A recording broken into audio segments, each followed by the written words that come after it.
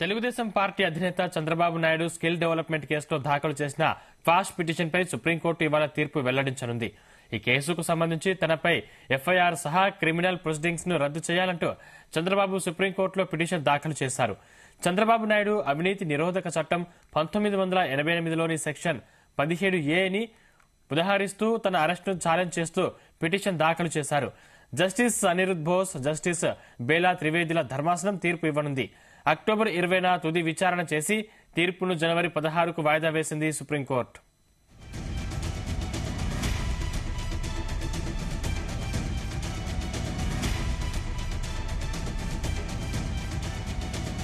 AP రాజకీయాల్లో skill development case సంచలనం సృష్టించింది. రాజకీయ పరిణామాలు ఒక్కసారిగా మారిపోయాయి. ఈ కేసులోనే చంద్రబాబు నాయుడు అరెస్ట్ అయ్యారు. తర్వాత రాజమండ్రి సెంట్రల్ జైల్లో రిమాండ్ ఖైదీగా అక్కడే 52 రోజుల పాటు ఉన్నారు. తర్వాత సిఐడి కూడా చంద్రబాబుపై పలు కేసులు నమోదు చేసింది. కాగా తన కేసుల విషయంలో కనీస నిబంధనలు కూడా పాటించలేదంటూ చంద్రబాబు న్యాయస్థానాన్ని ఆశ్రయించారు. స్పెషల్ లీవ్ పిటిషన్ దాఖలు చేశారు. కేసులన్నింటినీ రద్దు చేయాలని పిటిషన్లో పేర్కొన్నారు.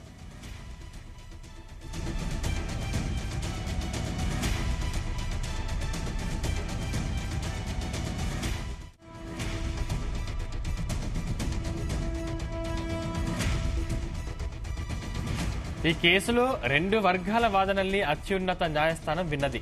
ఇంతలోనే చంద్రబాబుకు బెయిల్ వచ్చింది. క్వాష్ పిటిషన్ పై విచారణ ముగిసినా ఇంతవరకు తీర్పు రాలేదు. సెక్షన్ 17A ప్రకారం గవర్నర్ ముందస్తు అనుమతి లేనిదే కేసు నమోదు చేయడం కుదరదని పిటిషన్లో చంద్రబాబు పేర్కొన్నారు. కాగా ఈ కేసులో చంద్రబాబు సెక్షన్ 17A నిబంధన వర్తిస్తుందా లేదా అనే విషయంపై సుప్రీం ధర్మాసనం తీర్పు వెలువరించనున్నట్లు తెలుస్తోంది. అసెంబ్లీ ఎన్నికల ముందు ఎలాంటి తీర్పు వస్తుందోనని రాజకీయ వర్గాలు సహా దేశవ్యాప్తంగా ఎదురుచూస్తున్నాయి.